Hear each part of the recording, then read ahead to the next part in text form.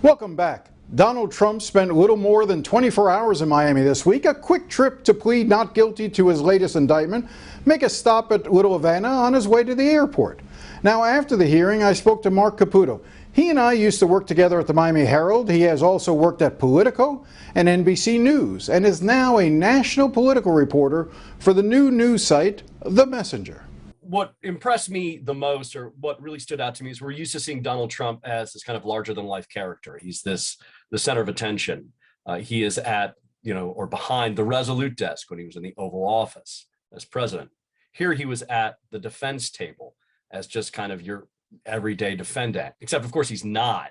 He's a former president. And in this case, unlike the Donald Trump we know on the campaign trail or in the White House, or whenever he's speaking, he was totally silent.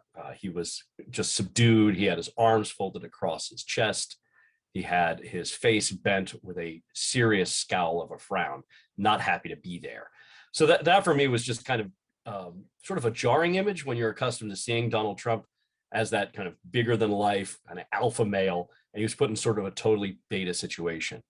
And I think it was notable that as soon as that ended, he just hightailed it out of there for Versailles Restaurant, where he had a much different demeanor and a much different situation that unfolded there.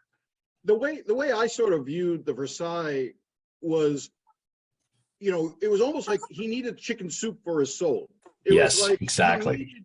He needed, after going through the humiliation of being and the anger of being in court, he lives off of the adulation, the love of his supporters, and he needed a dose of that. Even if better than a shot of Cuban coffee was what they gave him in terms of going to that meeting. Right, it was three things. So one, I talked to Michael Caputo, no relation to me, who was there and helped organize portions of it. And he talked about you could actually physically see Donald Trump kind of grow back into himself, right? So as you're saying, it just gave him that warm adulation to wash off that sense of having been chagrined, humiliated, dragged in front of a court and a judge.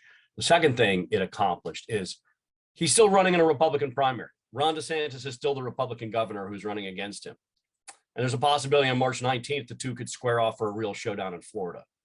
Well, what county is the most important county in terms of votes, in terms of populations? Miami-Dade County. 72% of the registered Republicans in Dade are Hispanic. Almost all of them are Cuban American. So the symbolism of him going to the heart of the Cuban American community in Little Havana there, shaking hands with future voters and relatives of future voters shouldn't be discounted. The third thing is that these aren't just voters. These are potential jurors that might stand in judgment of him. So it's an opportunity also to kind of shape a jury in addition to shaping an electorate. I would add one more to your list. It gives him the opportunity to align himself with the notion of this is a third world prosecution. This is what they do in countries like Cuba and Venezuela and Latin America. They go after their political opponents. And he even talked at Bedminster about how, this is what happens. I've warned about the country becoming Venezuela because of these sorts of things. And that resonates in this community. No politician ever goes wrong, exploiting the fears, the pain of the Latin American community fleeing dictators. Am I wrong? That's true. I mean, it's interesting that the only Republican candidate running in the primary who's taking Trump on over this issue is Chris Christie, the former New Jersey governor and former federal prosecutor, saying, look, you know what's a banana republic? Having your son-in-law and your daughter work in your administration in the White House, and then on the way out, your son-in-law winds up with $2 billion invested with him from the Saudis, whom he was talking to throughout the entire time that he was in the White House. But so far, Christie's the only one saying that. So let's talk about that. Let's talk about Ron DeSantis. You talk about how it could come down in the March primary in Florida to those two men. What is Ron DeSantis's path? This is one of those things where it's kind of difficult to gauge a race because we have all of this national polling, which can be kind of meaningless because a presidential campaign is actually like 4 campaigns in sequence. Initially, it's Iowa, New Hampshire, South Carolina, Nevada. And it's a momentum game. The more people win or lose in one, the more the field changes drastically and the outcome changes drastically. So I don't know is the short answer. And I'm not sure the DeSantis team knows either. One of the things that they had told me when I was talking to them after the Bragg indictment, that's the Manhattan's prosecutor who charged Trump in connection with paying off hush money to a porn star, Stormy Daniels. Sometimes I have to pinch myself, remember that that's actually a real sentence that came out of my mouth. What you actually saw was Donald Trump's support levels increase, his ballot share, as they call it, increase in the Republican primary. And DeSantis has actually kind of nominally decreased. And DeSantis' team at the time was saying, look, this is just a sugar high. And so I said to him, like, well, what's going to happen when the federal indictment happens? Because it looks like he's going to be indicted in the classified documents case. And they were having a wait and see approach. But they said, well, they still believe there's a sugar high. I said, well, what if there's an endless supply of sugar? And so far, we're seeing that. Now, again, these are national polls, but the Republican electorate is not that different between, say, Iowa and the rest of the nation. And we're not seeing any real decline of support for Trump. We're not seeing any real increase. So if that remains the case, and if this has no effect, what will? I don't know. And the DeSantis team doesn't know either. No one does. I liken it to those YouTube videos where they keep putting rubber bands around a watermelon, and you keep adding another rubber band, another rubber band, another rubber band, hoping at some point, and then suddenly you put a rubber band on and the entire thing explodes. I think they're hoping that, a lot of these candidates are hoping a rubber band is him being found liable in the sexual assault case. The New York indictment, another rubber band. The federal indictment in Miami, another rubber band. Georgia, and as these kings get added, all of a sudden it won't be a little, it'll either just all implode or go or stay firm. And right now, Donald Trump seems to have a pretty hardcore husk for a watermelon.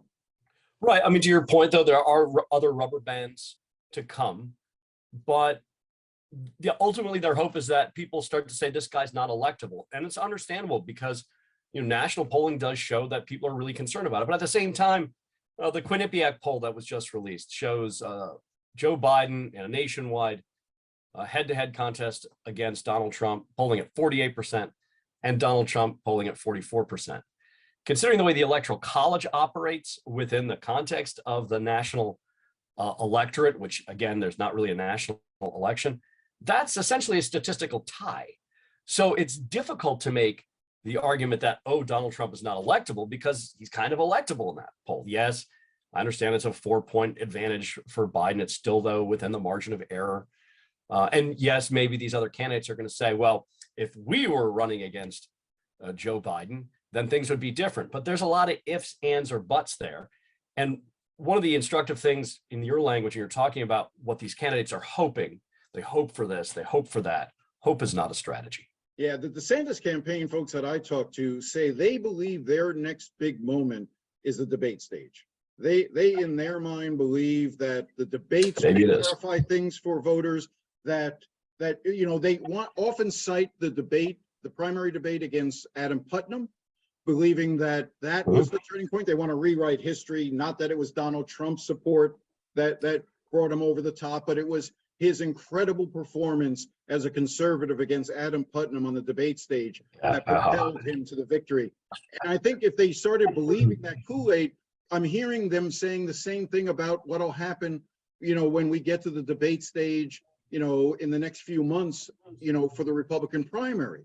Again, I also remember DeSantis is not that skilled a debater. I remember the debates with Andrew Gillum and Charlie Crist. I'm almost be careful what you wish for. And also, last point I'll make, and then I'll turn it to you. Republican debates aren't about policy. They're often about sort of cutting people, as quickly and as harshly as you can. And Donald Trump, there's no one better at it than maybe Chris Christie himself.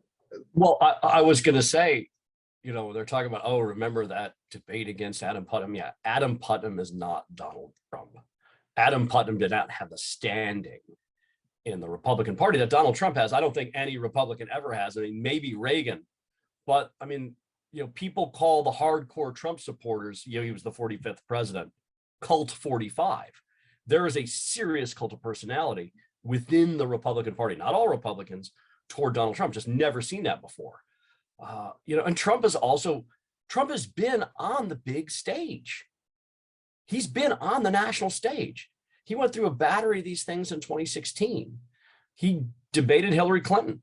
He did it against Joe Biden. Didn't do a great job against Joe Biden. Ron DeSantis hasn't been. And the reality is that Ron DeSantis has been living more and more in a bubble-wrapped political universe where he gets to pick and choose the media he's going to talk to. And by and large, not always, it's very friendly media, which kind of doubles as sort of a de facto in-kind contribution. He does take questions from the press, but they're usually at a press conference. They're usually filled with his own supporters that act as a Greek chorus to help amplify his message. So I don't know how battle tested he's been in a while. I mean, he ran against Charlie Crist, and like Charlie Crist was like a pair of old shoes. That's just not Donald Trump. So let's turn to the last candidate who entered the race on Thursday, Miami Mayor Francis Suarez. Your thoughts on how this will or will not shake up the election? This will not shake up the election. I think it's a positive for Francis Suarez. The reality is that there's a portion, there's a part of our politics that's kind of a joke. And some people get to participate in the joke. I'm not saying Francis Suarez is a joke candidate, but I'm saying the joke's on you if you think that he's got a legitimate shot here. Some Republicans in Miami really hate Francis Suarez. And they're like, who does this guy think he is to think he's got a shot? Well, Francis Suarez is tricking them into believing that he believes that he has a shot. I don't think he believes that. We'll be right back.